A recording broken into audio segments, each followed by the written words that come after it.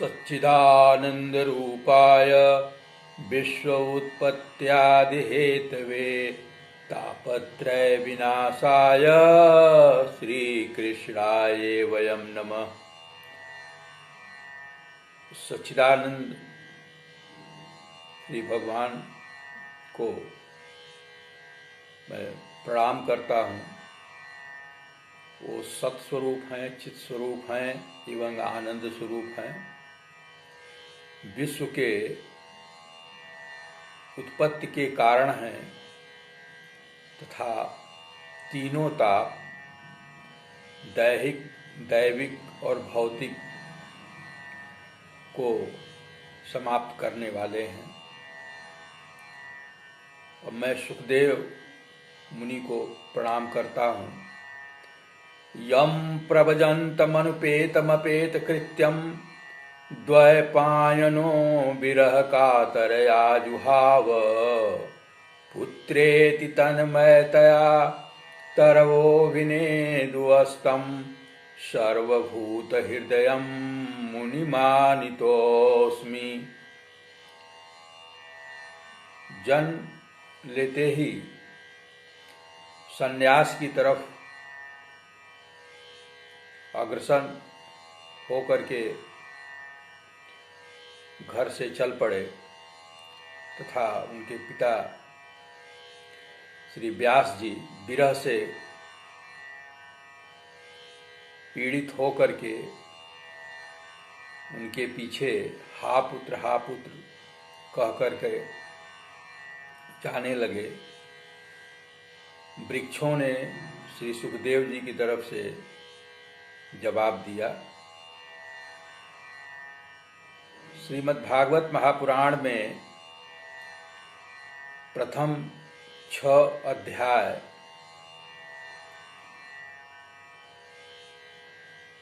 महात्म के हैं, जो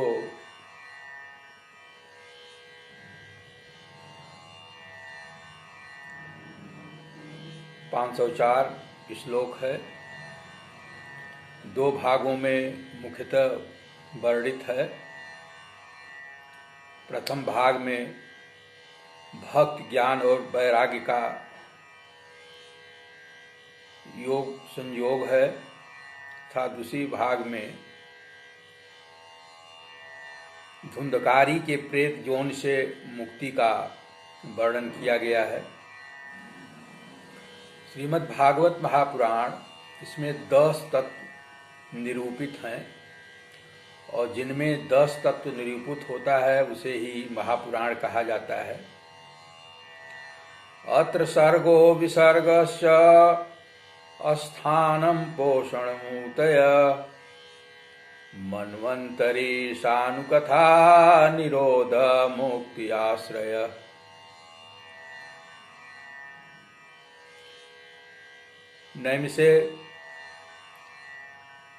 नैमिषारण्य में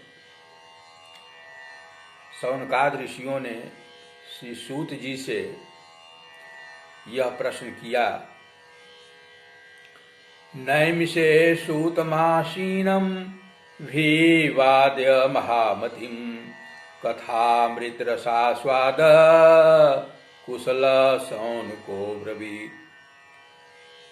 अज्ञान ध्वंत विध्वंस सूर्यकोटि समप्रभ सूताख्याय कथासारम मम कर्ण रसायनम।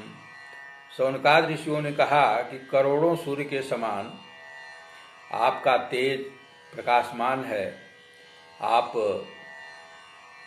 हमें श्रीमद् भागवत महापुराण की कानों को प्रिय लगने वाली कथा का श्रवण कराएं। भक्ति ज्ञान विराग्याप्तो विवेको वर्धते महान् माया मोह निरासस्य वैष्णवे क्रियते कथम्। यह घोरे कलो प्रायो जीवश्चाम सुरताम गत क्लेशक्रान्तस्य तस्यैव शोधनं किं परायणम्। कलिकाल में जीव को कल्याण के लिए कौन सा सुलभ मार्ग है, कृपया आप हमें बताइए।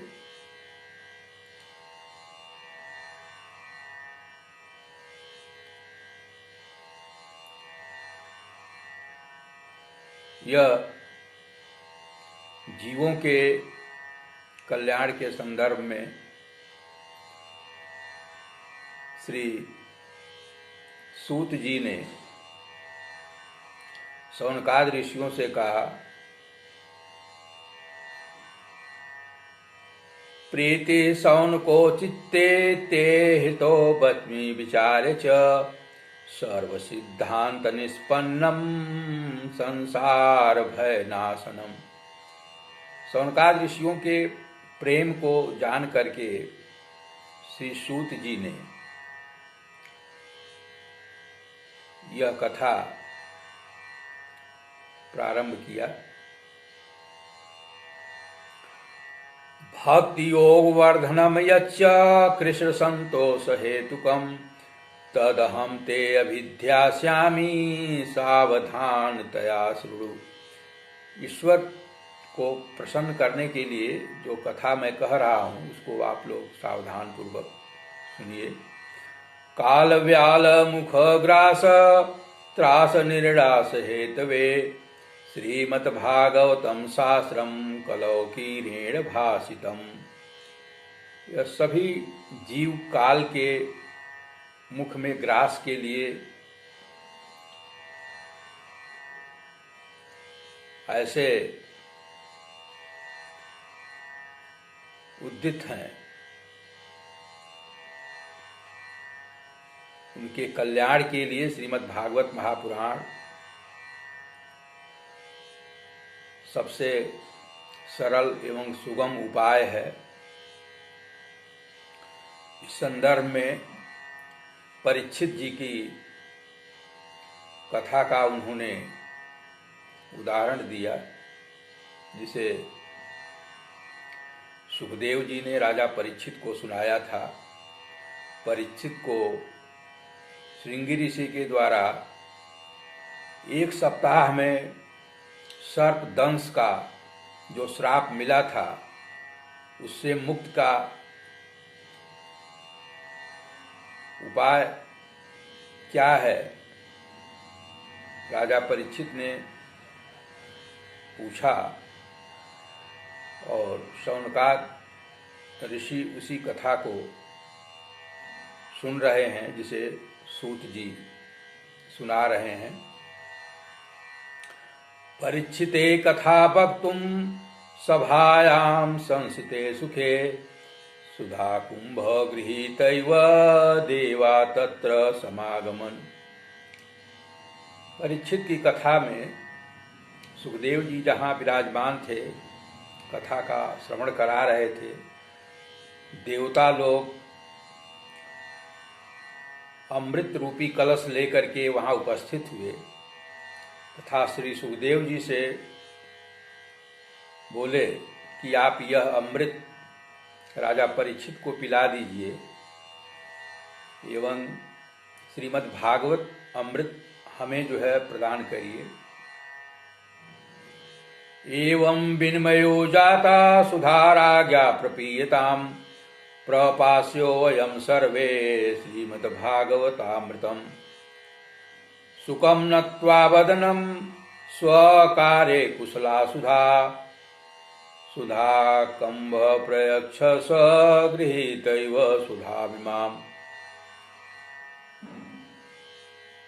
क्व सुधा क्व कथा लोके क्व काच क्व मणिर्महान् ब्रह्मरातो विचारे तदा देवा चहास। श्री सुखदेव जी बोले कि कहाँ मणि और कहाँ कांच, कहाँ श्रीमद् भागवत अमृत कथा और कहाँ आप लोगों का ये अमृत का कलश दोनों की तुलना बराबर कर रहे हैं, यह संभव नहीं है। और श्री सुखदेव जी इस पर हंसने लगे। राजा परीक्षित की मुक्ति के बाद ब्रह्मा जी को विश्वास नहीं हुआ।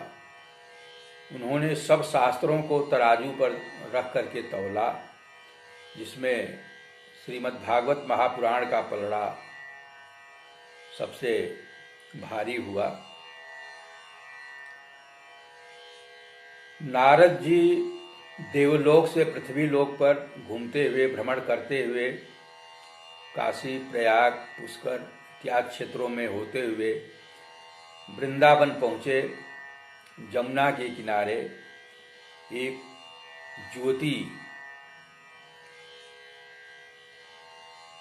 उदास बैठी हुई थी, जिसके जो पुत्र वृद्धावस्था में, मूर्छित अवस्था में थे। ज्योति ने नारद जी को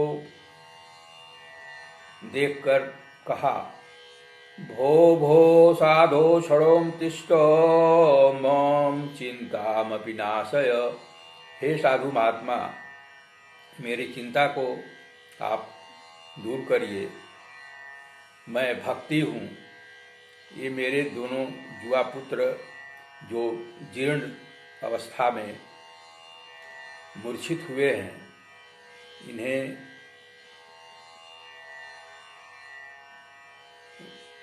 पुनः पुरानी अवस्था में लाने का क्या उपाय है। नारद जी ने पहले भक्ति से पूछा कि आप कौन हैं, कहाँ से आई हैं। भक्ति ने बताया कि मैं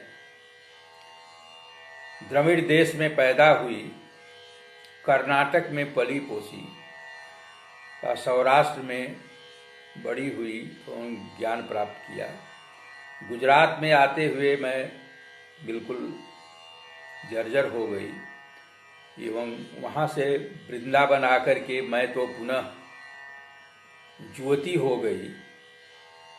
लेकिन मेरे दोनों पुत्र ज्ञान और वैराग्य अभी भी मूर्छित हैं एवं बेहोश पड़े हुए हैं। नारद जी भक्ति को समझाए कि आप चिंता न करें, इसके लिए कोई उपाय मैं करता हूँ।